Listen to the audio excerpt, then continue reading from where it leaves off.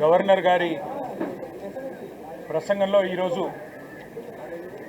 ప్రభుత్వం ఏదైనా కొత్త విషయాలు చెప్తుందేమో లేదా రాబోయే బడ్జెట్లో ప్రజలకు ఇచ్చిన 420 హామీలు 420 హామీలు ఏవైతే ఉన్నాయో ఈ ప్రభుత్వం మరి ఆ 420 హామీలు 6 గ్యారెంటీల గురించి ఏమైనా కొత్త విషయాలు చెబుతారేమో లేదా గత 15 నెలల పేలవమైన అట్టర్ ఫ్లాప్ పరిపాలన ఏదైతే ఉందో దాని గురించి ఏమైనా ప్రాయశ్చిత్తం చేసుకునే విధంగా ప్రసంగం ఉంటుందేమో గవర్నర్ గారిదని చెప్పి మేమందరం కూడా భావించినాం, ఆశించినాం.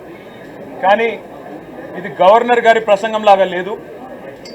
ఒక మాటలో చెప్పాలంటే గాంధీ భవన్లో కాంగ్రెస్ కార్యకర్తల ప్రెస్ మీట్ లాగా ఉంది తప్ప గవర్నర్ గారి ప్రసంగం లాగా మాత్రం లేదు.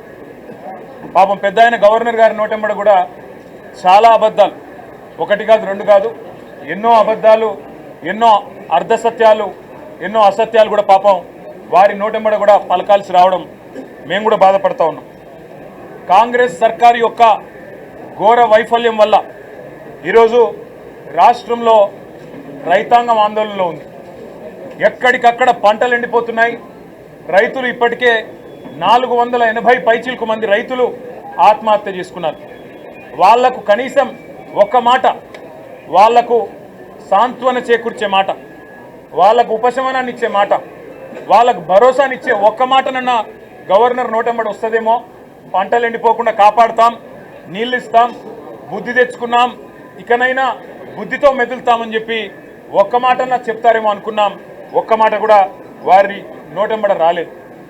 అసలు ఈరోజు వరకు రాష్ట్రంలోని ఏ గ్రామంలో కూడా 25 నుంచి 30% మించి రుణమాఫీ జరగలేదు. ఇది నిర్వివాదం. ఇది మేము శాసనసభలో పోయిన సమావేశాల్లోనే అడిగినాం. ముఖ్యమంత్రి గారు సొంత ఊరికి పోదామా, సొంత నియోజకవర్గానికి పోదామా, ప్లేసు డేటు టైము మీ ఇష్టం, ఊరు కూడా మీ ఇష్టం. ఒక్క ఊళ్ళే 100% రుణమాఫీ అయితే మేమందరం రాజీనామా చేసిపోతామని చెప్పి కూడా చెప్పినాం.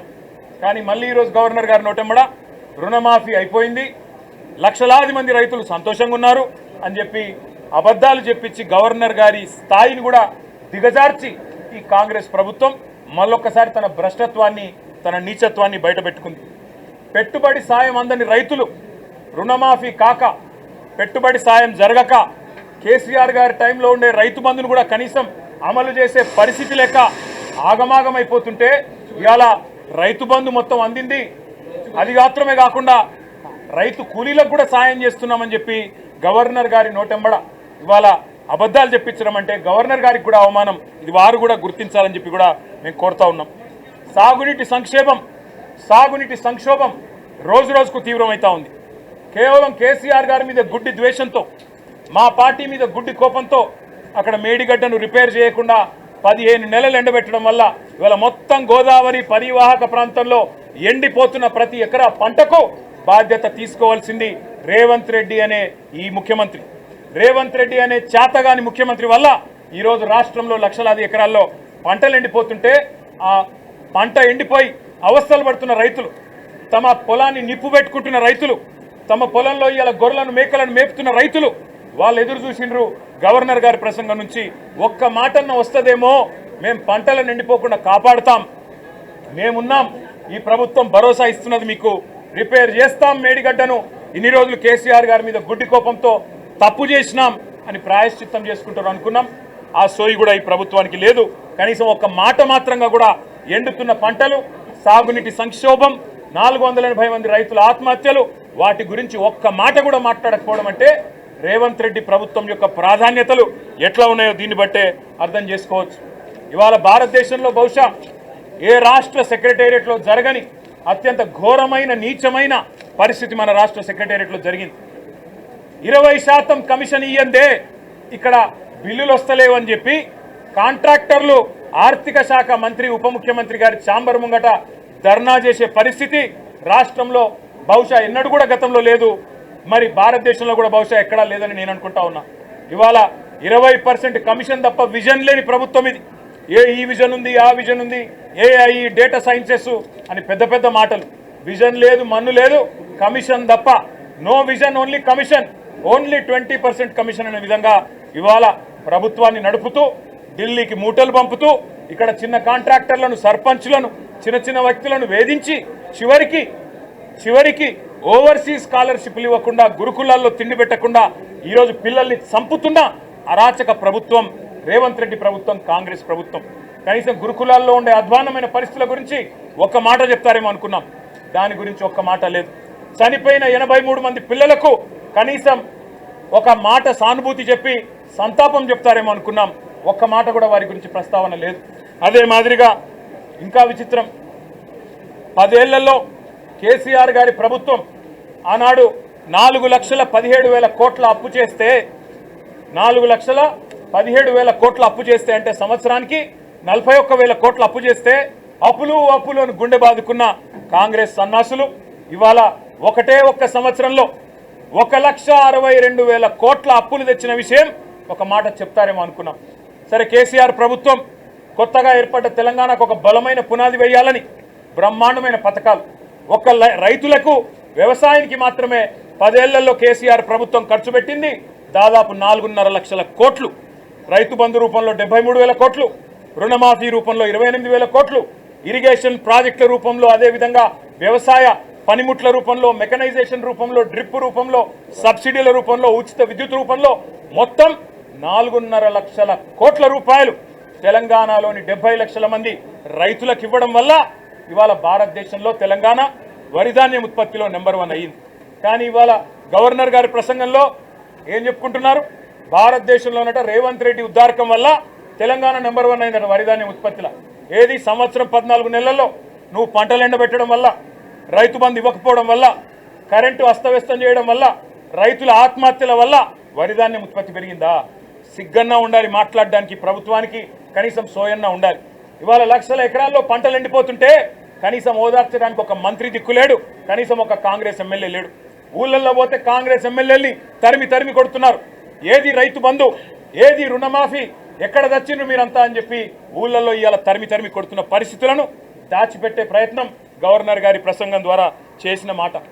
1,50,000 కోట్లు, 1,62,000 కోట్లు అప్పు చేసి ఒక్కటంటే ఒక్కటి కూడా పథకాన్ని ప్రారంభించని ఒక అసమర్థ ప్రభుత్వం రేవంత్ రెడ్డి ప్రభుత్వం.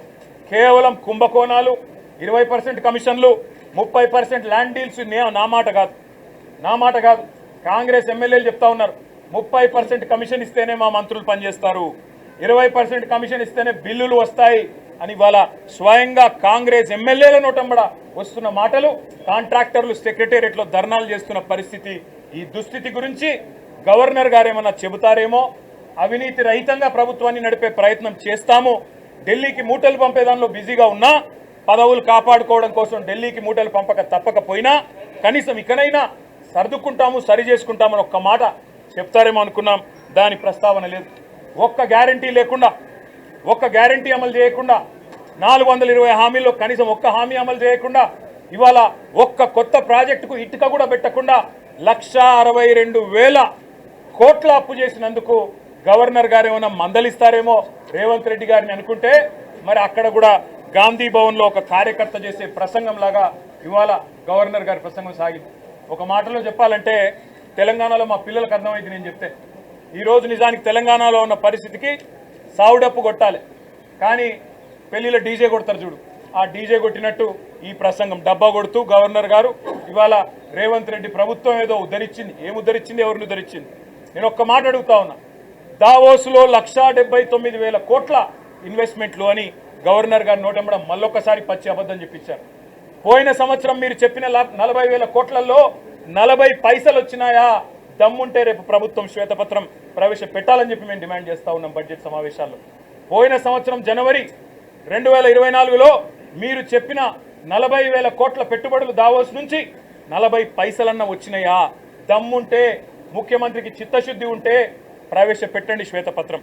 మీ అన్నదమ్ములతో మీరు కుదుర్చుకున్న కాంట్రాక్టులు కాదు. స్వచ్ఛ బయో అనే కంపెనీ పెట్టి అనుముల జగదీష్ రెడ్డి అని రేవంత్ రెడ్డి గారి సోదరుడే 1000 కోట్ల పెట్టుబడి పెడుతున్నట్టు బిల్డప్లు ఇవ్వడం కాదు ఇవాళ పెట్టుబడులు తేవడం అంటే. ఇవాళ తెలంగాణ నుంచి పెట్టుబడులు తరలిపోతున్నాయి, ఇది వాస్తవం. కేయిన్స్ అనే సంస్థ మేమానాడు కష్టపడి మైసూరు నుంచి పట్టుకొస్తే 3,700 కోట్ల పెట్టుబడి ఇవాళ సెమీ కండక్టర్ పరిశ్రమ గుజరాత్కు తరలిపోయింది, దొలేరాలో పెట్టుబడి పెట్టింది.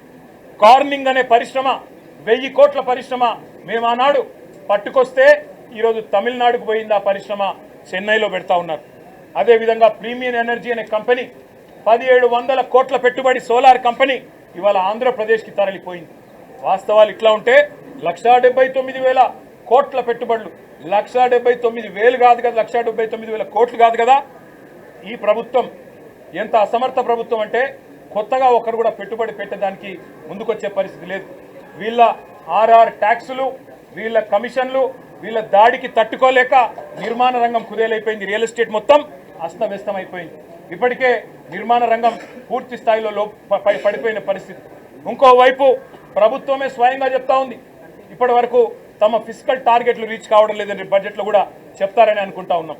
కాబట్టి పరిస్థితి ఏమో ఇట్లా ఉంటే ప్రతి పదం గవర్నర్ గారితో ఈరోజు చెప్పించింది అబద్ధం, ప్రతి మాట ఈరోజు గవర్నర్ గారి నోటెంబడ వచ్చింది అసత్యం, ప్రతి వాక్యం పచ్చి మోసం. మరి మోసం చేసింది ఇవాళ తెలంగాణ ప్రజల్ని మాత్రమే కాదు, గవర్నర్ గారిని కూడా ఈ రాష్ట్ర ప్రభుత్వం మోసం చేసింది, గవర్నర్ గారిని కూడా అవమానించింది.